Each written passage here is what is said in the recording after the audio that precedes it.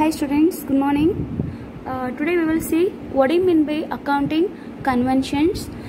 In previous class we already discussed about what do you mean by accounting concept. Today we will see what do you mean by accounting concept. I will explain you in a simple term.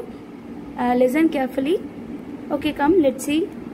So the accounting convention is the universally accepted standard and principle. Okay, by following these the accounting records, okay, accounts are recorded. So the conventions and concept are very important. So based on the accounting concept and conventions, the accounts are recorded like the formula.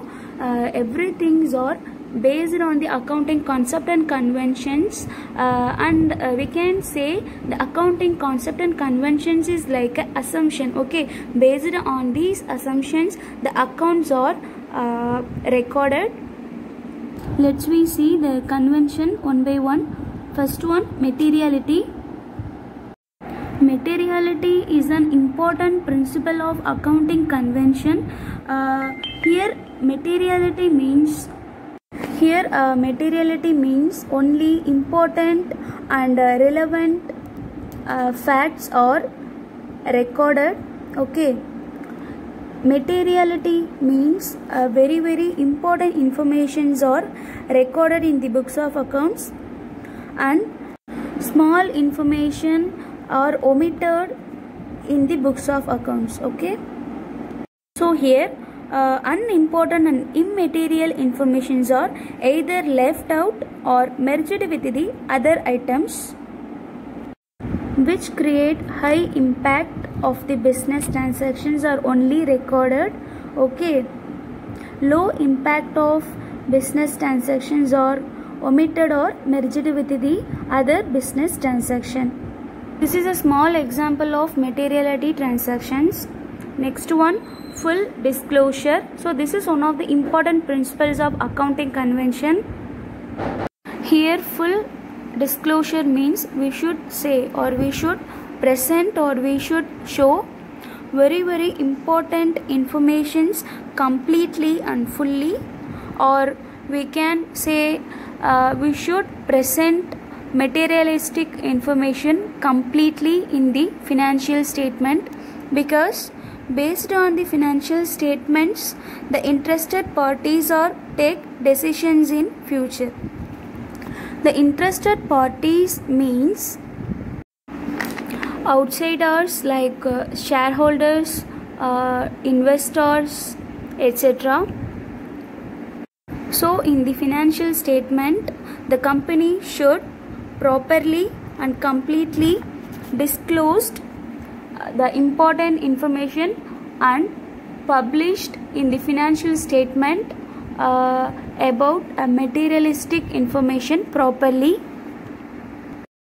Third principle of accounting convention is conservatism. Conservatism is also known as prudence principle. Okay, we can say this conservatism principle is like play safe. Okay, play safe means I will tell you.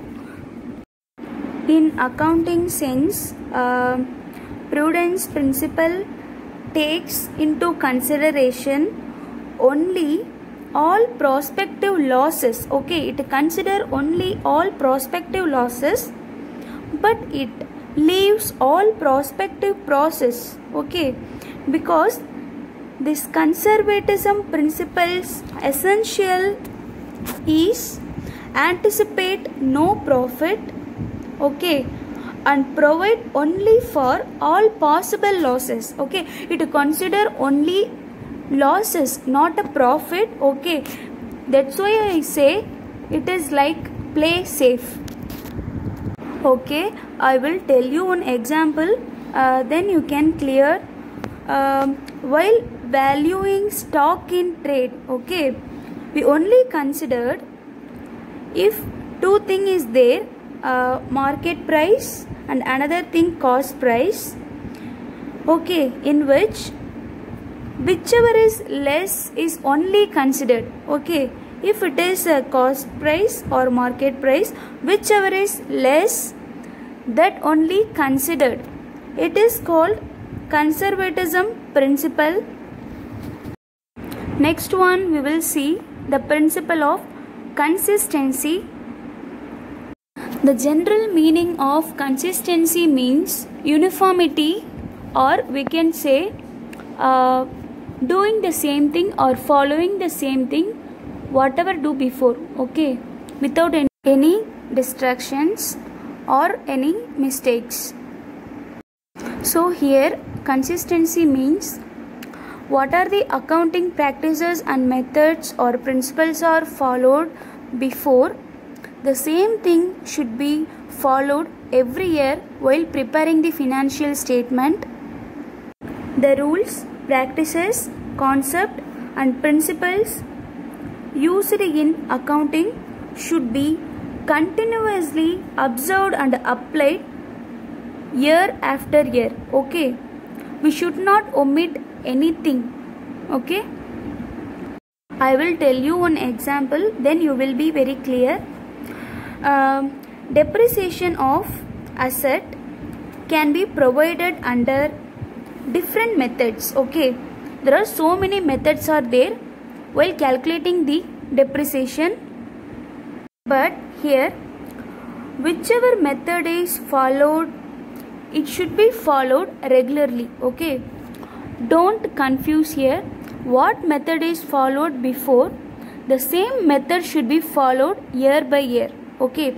If a person following straight line method, you should following the straight line method for coming year.